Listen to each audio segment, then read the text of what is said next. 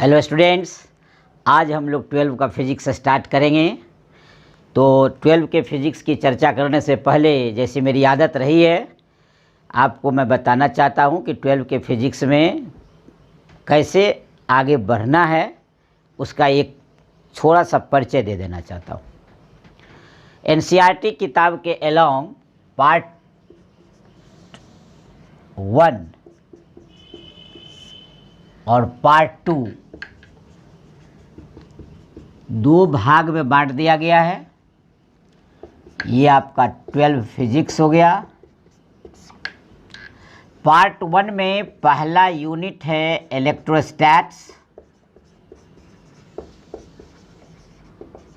Electrostatics.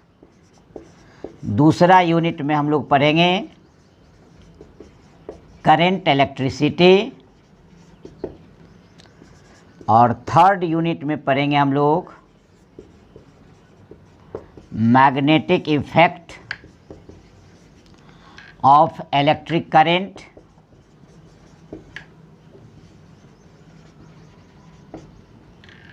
Fourth unit में पढ़ेंगे हम लोग electromagnetic induction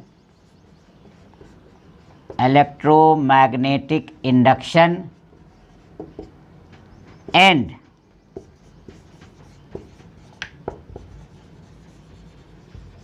alternating current. Last and fifth में पढ़ेंगे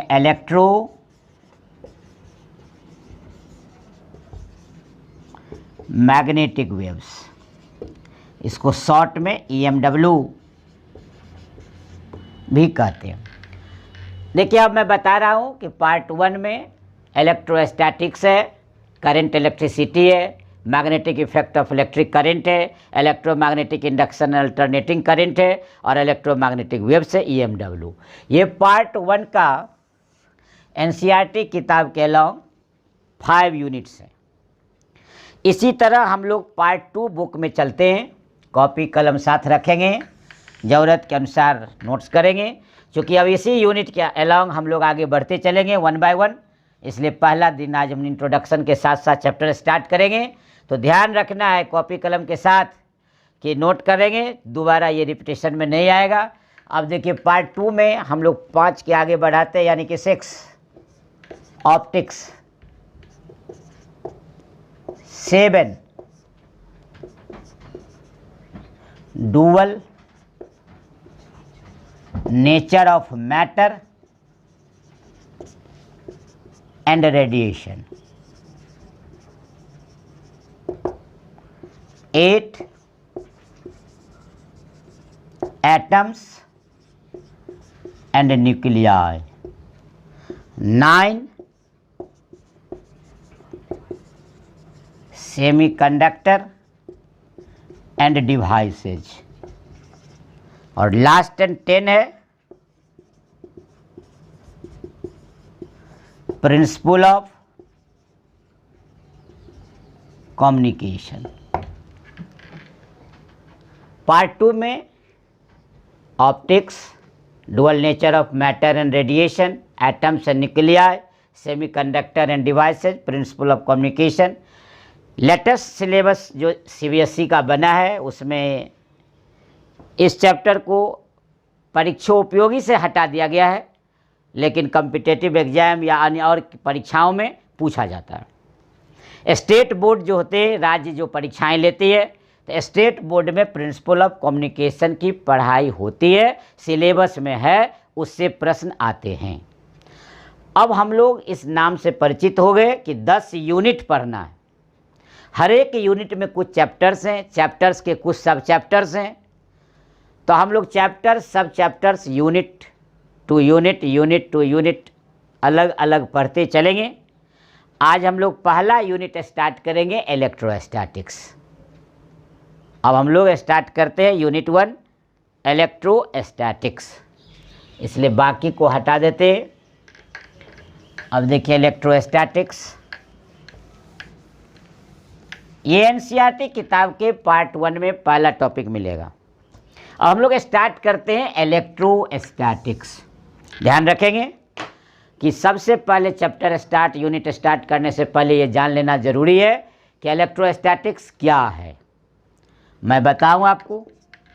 कहता है ऐसा ब्रांच ऑफ फिजिक्स जिसमें इलेक्ट्रिक चार्ज एट रेस्ट के बारे में डिटेल स्टडी करते हैं, ऐसे ब्रांच को इलेक्ट्रोस्टैटिक्स कहा जाता है। The branch of physics which deals with the study of electric charge at rest is called electrostatics। Clear हो गया? Electric charge at rest, electric charge at rest के बारे में जिस ब्रांच में स्टडी करेंगे उसे ही इलेक्ट्रोस्टैटिक्स कहा जाएगा। इसको स्टैटिक इलेक्ट्रिसिटी भी कहा जाता है, इसलिए कि इलेक्ट्रिक चार्ज एट रेस्ट है और रेस्ट में रहने वाले को स्टैटिक बोलते हैं। तो since electric charge is at rest so it is also known as static electricity. Electric charge की चर्चा हम डिटेल में करते हैं थोड़ी ही देर में, लेकिन मैं बता दूं आपको कि इलेक्ट्रिक चार्ज का फॉर्मेशन हम लोग फ्रिक्शन के द्वारा करते हैं, इसलिए इसे फ्रिक्शनल इलेक्ट्रिसिटी भी कहा जाता है। इससे क्लियर हो गया कि इलेक्ट्रोस्टैटिक से ही स्टैटिक इलेक्ट्रिसिटी के नाम से भी जाना जाएगा, स्टैटिक इलेक्ट्रिसिटी के नाम से जाने जाएंगे, फ्रिक्शनल इलेक्ट्रिसिटी भी इसे कहा जाएगा, इसलिए कि ये फ्रिक्शन के द्वारा इलेक्ट्रिक चार्ज की उत्पत्ति होती है। इसलिए सब ये भी नाम, ये भी और ये भी, चूँकि इलेक्ट्रिक चार्ज एट रेस्ट के बारे में डिटेल स्टडी हम इस ब्रांच में करेंगे, दैट इज कॉल्ड इलेक्ट्रोस्टैटिक्स। थोड़ा सा यहाँ रुक जाना, अच्छा समझते हैं कि इलेक्ट्रिक चार्ज एट रेस्ट बोले इसका क्या मतलब कि इलेक्ट्रिक चार्ज, हमने बात बताया आपको पार्ट 1 में जो 5 यूनिट्स पढ़नी है, चाहे इलेक्ट्रोस्टैटिक्स हो, चाहे दूसरा इलेक्ट्रिसिटी हो, चाहे तीसरा magnetic effect of electric current हो, चाहे चौथा EMI और इलेक्ट्रोनेटिंग करंट हो, या 5वां इलेक्ट्रोमैग्नेटिक वेव्स हो, ये पांचों के पांचों यूनिट में इलेक्ट्रिक चार्ज के बारे में ही पढ़ाई होगी। कभी इलेक्ट्रिक चार्ज रेस्ट पढ़ेंगे, कभी इलेक्ट्रिक चार्ज इन मोशन पढ़ेंगे, कभी electric charge is moving with constant velocity पढ़ेंगे, कभी इलेक्ट्रिक चार्ज एक्सिलरेटेड मोशन में पढ़ेंगे। जब रेस्ट में पढ़ेंगे तो इलेक्ट्रोस्टैटिक्स होगा, जब इलेक्ट्रिक चार्ज का फ्लो इन मोशन पढ़ेंगे तो करंट इलेक्ट्रिसिटी होगी, यदि कांस्टेंट वेलोसिटी के साथ जाएगा इलेक्ट्रोमैग्नेटिज्म होगा, एक्सिलरेटेड इलेक्ट्रिक चार्ज होगा तो इलेक्ट्रोमैग्नेटिक वेव्स होगा। तो इस तरह हम लोग यूनिट को डिस्क्राइब किए। अब हम लोग चल रहे थे अलग अलग, तो देखिए electric charge, electric charge, electric charge बार बार बोला जा रहा है। इससे क्लियर हो गया कि इलेक्ट्रिक चार्ज पार्ट 1 का दूल्हा है, बाकी सब बढ़ाती है। तो हम लोगों का टारगेट दूल्हा पर रहेगा कि सारे लोग दूल्हा को ही ऑब्जर्व करने जाते हैं, तो हम लोग इलेक्ट्रिक चार्ज के बारे में डिटेल स्टडी थोड़ा लेते हैं, इसके हिस्टोरिकल व्यू को जानते हैं कि इलेक्ट्रिक चार्ज के बारे में जानकारी कैसे मिला आपको। मैं बता दूं कि 600 BC यानी 600 ईस्वी पूर्व, 600 BC बोलते हैं, 600 ईस्वी पहले एक ग्रीक फिलोसफर थे, थेल्स नाम का वैज्ञानिक, ग्रीक फिलोसफर, यूनानी दार्शनिक। तो ये थेल्स नामक वैज्ञानिक ने ऑब्जर्व किया, पाया कि चार्ज की उत्पत्ति हो सकती है, क्योंकि उन्होंने अनुभव किया, उन्होंने जाना कि कुछ ऐसे पदार्थ हैं यदि किसी दूसरे पदार्थ से रगड़ दिया जाए तो उसमें किसी न किसी चार्ज की उत्पत्ति होती है, यानी अट्रैक्टिंग प्रॉपर्टी, एक दूसरे को आकर्षित करने का गुण आ जाता है। बाद में गिलबर्ट साहब ने इसको थोड़ा और डिफाइन किया कि नहीं, जिसको 600 वर्ष पूर्व थेल्स साहब ने कहा कि एक अंबर नाम का छोटा सा पदार्थ है, वह अपने से और छोटे से पदार्थों को रगड़ खाने के बाद आकर्षित करता है। तो ये जो हमारे श्रीमान हैं गिलबर्ट साहब, गिलबर्ट, इन्होंने कहा नहीं, अंबर ही है, ऐसा पदार्थ नहीं है। अंबर जैसे और भी कई ऐसे पदार्थ हैं जिसमें अट्रैक्टिंग प्रॉपर्टी होती है, जिसको रगड़ने के बाद वो किसी दूसरे पदार्थ के संपर्क में जब लाए जाएं तो वो एक दूसरे के साथ अपना आकर्षित होने का गुण दिखाता है। तो बात उठी कि अंबर जैसा कौन सा ऐसा पदार्थ, तो बताया गया कि वह कांच भी हो सकता है, वो फर रोआ हो सकता है, सिल्क हो सकता है। इस तरह से कई पदार्थ का नाम दिया गया।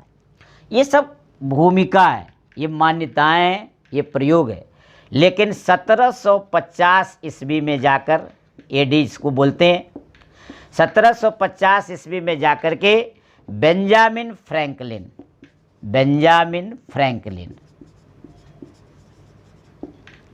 ये अमेरिकन वैज्ञानिक है, अमेरिकन साइंटिस्ट। 1750 ईस्वी में जाकर अमेरिकन साइंटिस्ट बेंजामिन फ्रैंकलिन ने रियली में चार्ज को दो प्रकार में बांट दिया। उसने कहा कि there are only two kinds of electric charge, either positive और निगेटिव। उसके लिए उन्होंने प्रयोग किया, निष्कर्ष निकाला। हम उस प्रयोग की भी चर्चा करेंगे।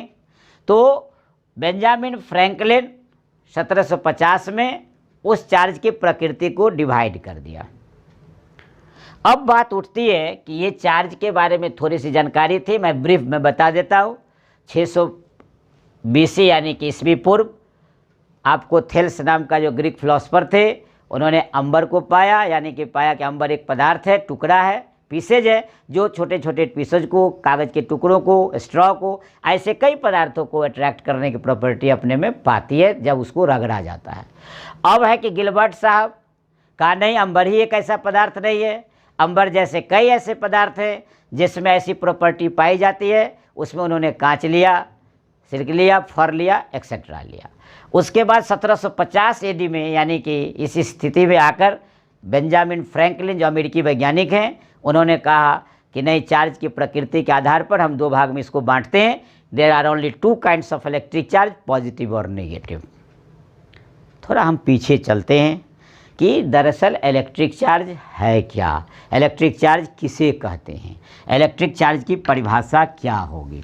कॉपी कलम साथ में रखेंगे, जहाँ भी इम्पोर्टेंट बात नज़र आवे उसको नोट करेंगे। आपको समय मिलेगा इसके लिए, आराम से आप लिखते चलेंगे साथ साथ। देखिए, electric charge, electric charge, electric charge एक फिजिकल क्वांटिटी है। इलेक्ट्रिक चार्ज क्या है? एक फिजिकल क्वांटिटी है जो इलेक्ट्रिकल या इलेक्ट्रिक से रिलेटेड कई ऐसी घटनाएं हैं जो किसी बॉडी में प्रोड्यूस करता है, उसको हम लोग इलेक्ट्रिक चार्ज कहते हैं।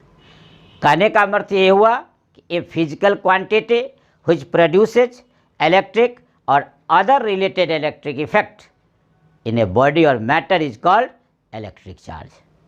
इलेक्ट्रिक चार्ज को लिखेंगे कौन चीज़ से? तो क्यू से। कहीं स्मॉल क्यू कोई लिखता है और कोई कैपिटल क्यू लिखता है। सुविधा के लिए आपको जैसी सुविधा हो, आप स्मॉल क्यू भी लिख सकते हैं और कैपिटल क्यू भी लिख सकते हैं।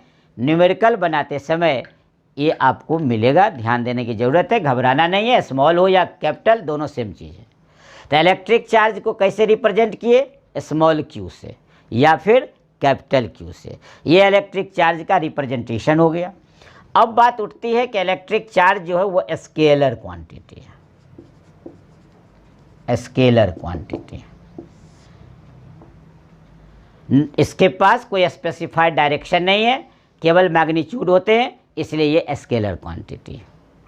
हम यहाँ पर कह देना उचित समझते हैं कि इलेक्ट्रिक चार्ज जो किसी बॉडी में आपने कहा है, तो किसी बॉडी में इलेक्ट्रिक चार्ज है, इसका पता कैसे लगाते हैं? जैसे हम, आप सपोज कीजिए कि आपके शरीर में बुखार है, तो आप थर्मोमीटर लगाकर आप बुखार जांच लेते हैं। दूध की शुद्धता की जांच करने के लिए लैक्टोमीटर का उपयोग करते हैं। प्रेशर को मापने के लिए बैरोमीटर का उपयोग करते हैं। उसी तरह चार्ज की उपस्थिति को हम लोग डिटेक्ट करने के लिए कोई तो होगा डिवाइस जिसका उपयोग करेंगे। वह डिवाइस कहलाता है इलेक्ट्रोस्कोप। इलेक्ट्रोस्कोप, विद्युतदर्शी, ध्यान रखेंगे। इलेक्ट्रोस्कोप, छोटी छोटी चीज़ को देखने के लिए माइक्रोस्कोप, दूर स्थित वस्तु को देखने के लिए टेलीस्कोप, और किसी बॉडी में चार्ज उपस्थित है या नहीं, इसका पता लगाते हैं हम लोग इलेक्ट्रोस्कोप से। इसलिए याद रखिएगा, a device use to detect the presence and nature of electric charge is known as electroscope. Objective clear? Electroscope हम इसमें बताएंगे अभी आपको कि कैसे हम इलेक्ट्रिक चार्ज का पता इसके द्वारा लगाएंगे। अब देखिए थोड़ा सा हम लोग आगे बढ़ते हैं कि इलेक्ट्रिक चार्ज का फॉर्मेशन कैसे होता है। आपने कहा रगड़ेंगे, शुरू में आपने बार बार बोला, चाहे वह थेल्स थे, चाहे गिलबर्ट थे, चाहे बेंजामिन फ्रैंकलिन थे, ये सबों ने आपको एक ही शब्द में कहा कि एक पदार्थ को दूसरे पदार्थ से रगड़ेंगे, चार्ज की उत्पत्ति होगी। यहाँ हम बताते हैं आपको कि दरअसल चार्ज की उत्पत्ति जो होती है रगड़ने के कारण, उसी को हम फ्रिक्शन बोलते हैं। तो अब हम लोग यहाँ पर नाम ही दे दे तो ज़्यादा अच्छा, मेथड्स ऑफ चार्जिंग, चार्ज करने का तरीका। तो मेथड्स ऑफ चार्जिंग में क्या है, सो देखिए, बाय कांटेक्ट।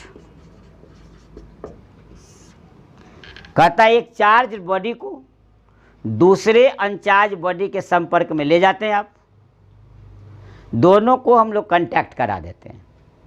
तो चार्ज बॉडी के पास जिस नेचर का चार्ज है, उसी नेचर का चार्ज अनचार्ज बॉडी पर फॉर्म कर जाता है। तो हो गया बाय कांटेक्ट। जैसे आपके पास देख लीजिए, ये एक चार्ज बॉडी है, ये अनचार्ज बॉडी है, हम दोनों को सटा दिए। जब ये सटा दिए बाय कांटेक्ट में आ गया, देख ही रहे होंगे आप। तो जब सट गया तो एक बॉडी जिस पर चार्ज था, एग्जाम्पल तौर पर मान लें ये पॉजिटिवली चार्ज है, अब इसको हम जिस न्यूट्रल बॉडी के साथ सटा दिए, अनचार्ज बॉडी है जिस पर कोई चार्ज नहीं है, तो यही पॉजिटिव चार्ज का नेचर इस पर भी आ गया। एक सिंपल एग्जाम्पल, डेली लाइफ है, फिजिक्स क्या है, नेचर है, डेली लाइफ से जुड़ा हुआ एग्जाम्पल ज़्यादा समझ में आएगा। एक आदमी जो 104 डिग्री बुखार से शरीर को अपने को तपा रहा है, दूसरा आदमी जो बुखार पे पीड़ित नहीं है, जब वो अपना हाथ से उसके शरीर को छूता है तो उसका हाथ भी गर्म हो जाता है। देखें आप, उसी तरह यहाँ भी है कि एक चार्ज बॉडी के कांटेक्ट में यदि दूसरा अनचार्ज बॉडी को लाते हैं तो अनचार्ज बॉडी पर भी सेम नेचर का चार्ज प्रोड्यूस कर जाता है। दूसरा है बाय फ्रिक्शन। बाय फ्रिक्शन बार बार इसकी चर्चा हुई है अभी। यही है कि जब आप एक बॉडी को दूसरे बॉडी से रगड़ते हैं आप, तो रगड़ने के कारण चार्ज की उत्पत्ति होती है। दरअसल उसके पीछे क्या कॉज छिपा हुआ है, उसको बोलते हैं origin of formation of electric charge. आजकल जो मॉडर्न कंसेप्ट है कि किसी भी एटम में 3 फंडामेंटल पार्टिकल होते हैं, इलेक्ट्रॉन, प्रोटॉन और न्यूट्रॉन। ये आपका एटम है, मानिए सपोज कीजिए, यहाँ ध्यान दिया जाए, ये आपका न्यूक्लियस है जिसमें प्रोटॉन होते हैं और न्यूट्रॉन होते हैं। ये न्यूक्लियस है, प्रोटॉन और न्यूट्रॉन होंगे और इलेक्ट्रॉन इसके चारों अपने ऑर्बिट में चक्कर लगा रहा है। चूँकि ये पहले से आप जानते हैं 9 से ही, 8 से ही, 10 से ही, कि इलेक्ट्रॉन जो है वो निगेटिवली चार्ज्ड है, प्रोटॉन जो है वो पॉजिटिवली चार्ज्ड है, न्यूट्रॉन जो है नो चार्ज है, नो चार्ज। तो ये जो आप देख रहे हैं नो चार्ज,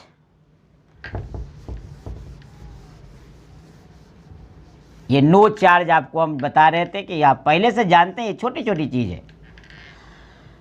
तो इलेक्ट्रॉन, प्रोटॉन, न्यूट्रॉन, तो इस पर तो चार्ज ही नहीं। आपने बताया है 2 ही काइंड ऑफ चार्ज है, एक या तो पॉजिटिव या दूसरा कौन चीज़, नेगेटिव। तो अब देखिए इसके एटम पर, संरचना पर ध्यान दीजिए कि इसके न्यूक्लियस में प्रोटॉन और न्यूट्रॉन है, इलेक्ट्रॉन चारों तरफ है। तो जब हम रगड़ते हैं एक बॉडी को दूसरे बॉडी के साथ, तो इलेक्ट्रॉन का ट्रांसफ़र हो जाता है। क्या हो जाता है? इलेक्ट्रॉन का ट्रांसफ़र हो जाता है, यानी एक बॉडी से ट्रांसफ़र होकर इलेक्ट्रॉन दूसरे बॉडी में चली जाती है। इलेक्ट्रॉन का मास नेग्लिजिबल है, आसान पड़ता है। प्रोटॉन और न्यूट्रॉन एक दूसरे के साथ बंध कर न्यूक्लियस में बंधा हुआ है, क्योंकि न्यूक्लियर फोर्स काफ़ी मजबूत है, इसको निकलने नहीं देगा, और इलेक्ट्रॉन की तुलना में प्रोटॉन का मास भी ज़्यादा है। तो हम लोग इलेक्ट्रॉन का मास कम होने के कारण, ये बाहर में होने के कारण, इलेक्ट्रॉन ही एक बॉडी से दूसरे बॉडी में ट्रांसफ़र कर जाता है ड्यू टू फ्रिक्शन, यानी रगड़ने के कारण। तो अब देखिए एक एग्जाम्पल हम ए लिखे और यहाँ बी लिखे। हम जब रगड़ते हैं तब मान लीजिए इस बॉडी से इलेक्ट्रॉन इस बॉडी में चला गया, ये दोनों अभी न्यूट्रल था। तो जब ए से इलेक्ट्रॉन बी में चला गया तो इसमें इलेक्ट्रॉन बढ़ गया। बताइए, इलेक्ट्रॉन राइजेज यानी इलेक्ट्रॉन बढ़ गया। तो जब इलेक्ट्रॉन बढ़ गया तो निगेटिव बढ़ गया, तो नेचुरल है कि इस पर चार्ज का नेचर निगेटिवली हो जाएगा। इससे इलेक्ट्रॉन निकल गया, तो इलेक्ट्रॉन इसमें निकल गया तो इसका मतलब इसमें डिफिशियंसी हो गई, घट गया, डिफिशियंसी ऑफ इलेक्ट्रॉन हो गया। जब ये माइनस घट गया तो पॉजिटिव इसका बढ़ गया। तो नेचुरली है कि एक बॉडी में पॉजिटिव चार्ज और दूसरे बॉडी में नेगेटिव चार्ज। तो क्लियर हो गया, एक साथ दो प्रकार के चार्ज का फॉर्मेशन हुआ, उसकी प्रकृति दो हो गई, एक पॉजिटिव और एक नेगेटिव। एक वह बॉडी जिससे इलेक्ट्रॉन रिलीज हुआ बिकम्स पॉजिटिव, एक वह बॉडी जिसमें इलेक्ट्रॉन ऐड हुआ बिकम्स नेगेटिव। तो रगड़ने के कारण, बाय फ्रिक्शन, रगड़ने के कारण इलेक्ट्रॉन के ट्रांसफ़र होते हैं और इलेक्ट्रॉन के ट्रांसफ़र होने से चार्ज की उत्पत्ति होती है। नंबर 2 था, पहला बाय कांटेक्ट, दूसरा बाय फ्रिक्शन। अब तीसरा हम लोग पढ़ते हैं bye electrostatic induction. Bye electrostatic induction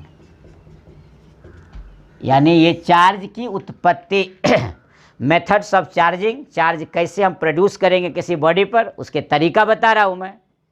ये जो इंडक्शन है ये प्रेरण है, प्रेरणा, इंड्यूस। सपोज कीजिए कि आपका परिवार का ही कोई सदस्य नागपुर में रहता हो और वहाँ से खबर आती है कि वो आईआईटी कंप्लीट कर गया। कोई दूसरा परिवार जो आपका चेन्नई में रहता है वहाँ से खबर आती है कि वो मेडिकल कंप्लीट कर गया, और आपका परिवार पटना में रहता है। तो वहाँ से जब खबर आती है तो परिवार में एक प्रकार का इंडक्शन होता है, आपको महसूस किया जाता है, प्रेरणा होती है, बताया जाता है कि जब वो आईआईटी कर सकता है, यदि वो आपका मेडिकल कर सकता है तो तुम क्यों नहीं कर सकते हो। इसका क्या मतलब हुआ कि कांटेक्ट में आए बगैर यदि आप इंड्यूस हो गए, आप प्रेरित हो गए, यानी आप में वह भावना आ गई कि मैं भी कुछ कर सकता हूँ उसके अनुरूप, तो वो इंडक्शन कहलाएगा। यहाँ हमको इलेक्ट्रोस्टैटिक इंडक्शन पढ़ाना है। तो कहता है कि एक बॉडी के संपर्क में आए बगैर दूसरे बॉडी से यदि चार्ज इंड्यूस कर जाए, चार्ज प्रेरित हो जाए, तो वह कहलाएगा इलेक्ट्रोस्टैटिक इंडक्शन। माने नियर बाय, माने सटेगा नहीं, बगल में ही रहेगा, दूर में ही रहेगा, लेकिन वो चार्ज इंड्यूस कर जाएगा।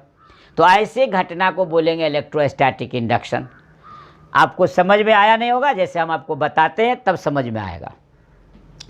जैसे सपोज कीजिए कि एक हमने इस तरह का कोई बॉडी मटेरियल रॉड लिया जिस पर पॉजिटिव चार्ज है।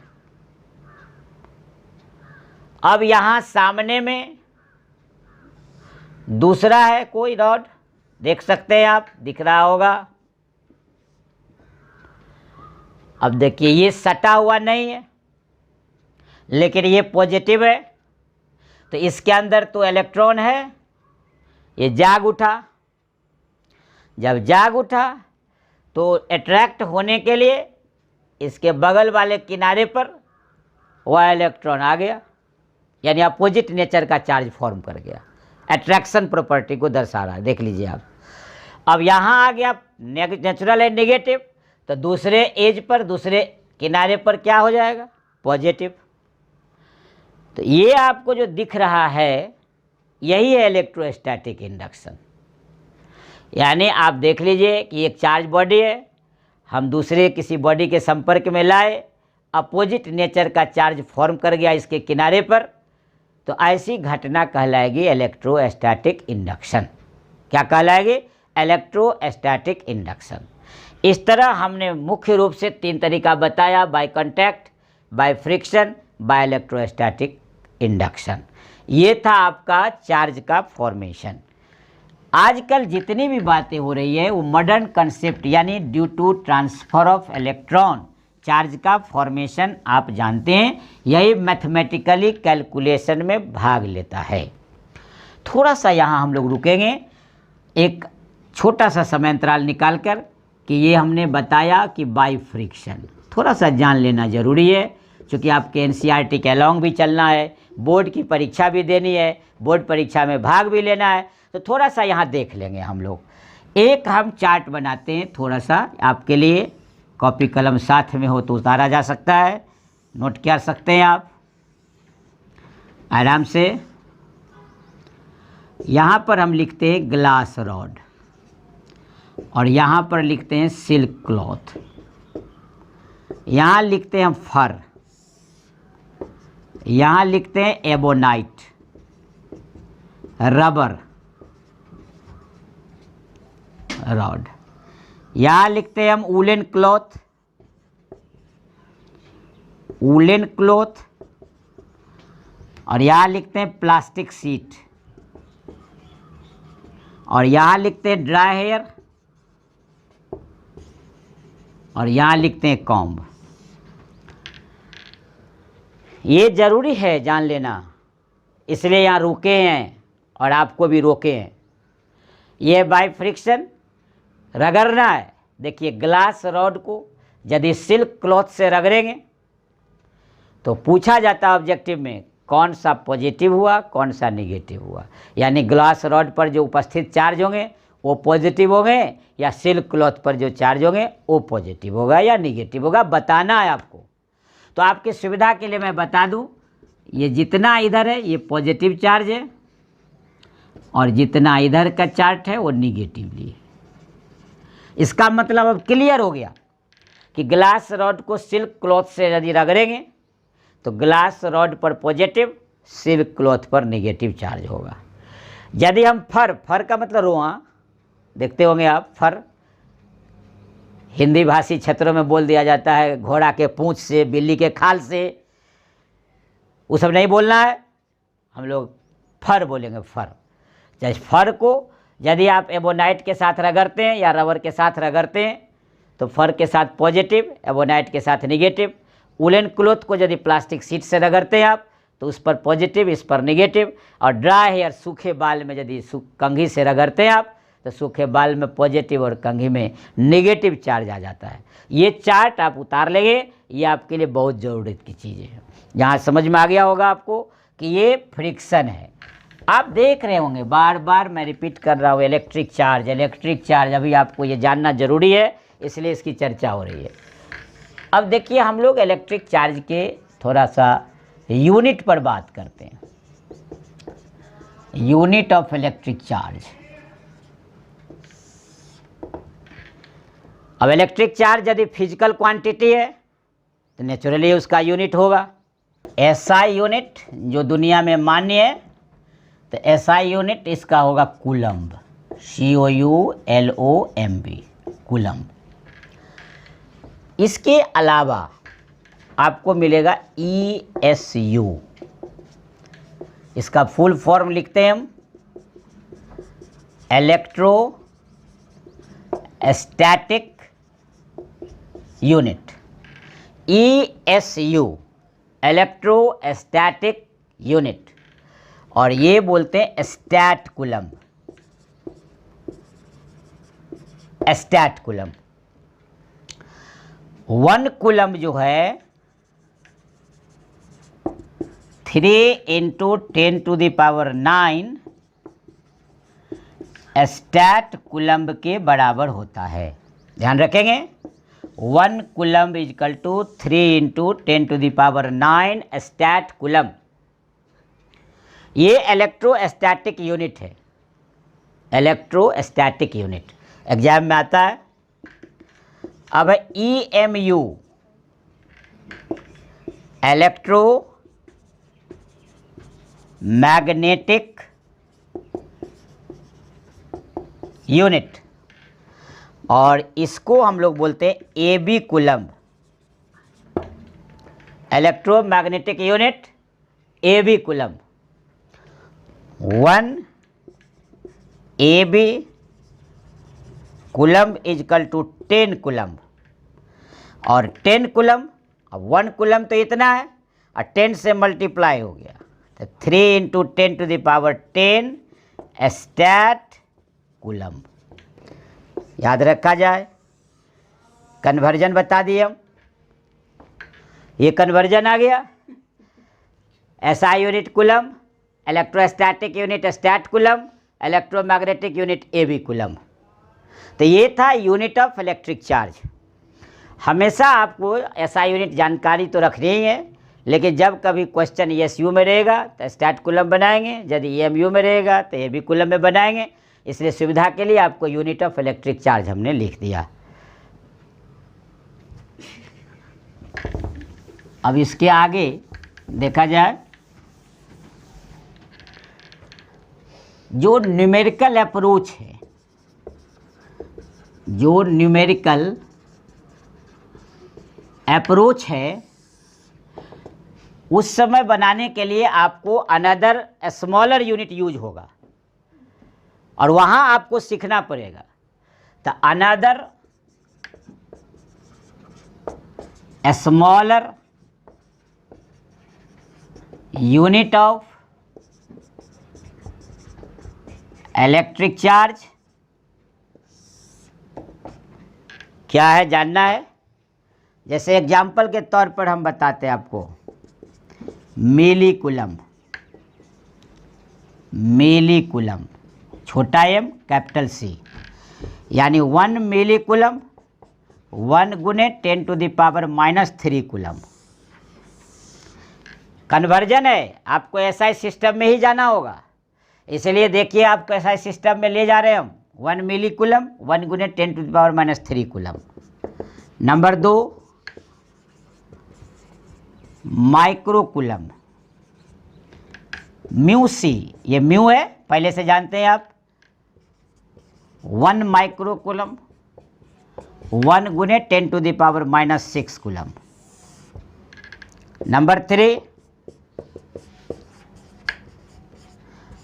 नैनो कूलम्ब, छोटा N capital C, 1 N C 1 गुने 10 टू द पावर -9 कूलम्ब। और लास्ट है 4 पिको कूलम्ब, पिको कूलम्ब, छोटा पी और कैपिटल सी। तो छोटा पी और कैपिटल सी, इसका भी वैल्यू हम लोग यहाँ लिख दें। 1 pico coulomb 1 into 10 to the power -12 coulomb. तो इस तरह हम लोग क्या किए न्यूमेरिकल अप्रोच के लिए। अब देखिए सवाल बनाते समय मिली कूलम्ब में रहेगा तो कूलम्ब बदल देंगे, माइक्रो कूलम्ब में रहेगा कूलम्ब में बदल देंगे, नैनो कूलम्ब रहेगा कूलम्ब में कन्वर्ट करेंगे, पिको कूलम्ब रहेगा कन्वर्ट कर देंगे। तो इस तरह हम लोग चार्ज के अनदर स्मॉलर यूनिट के रूप में इस्तेमाल करेंगे।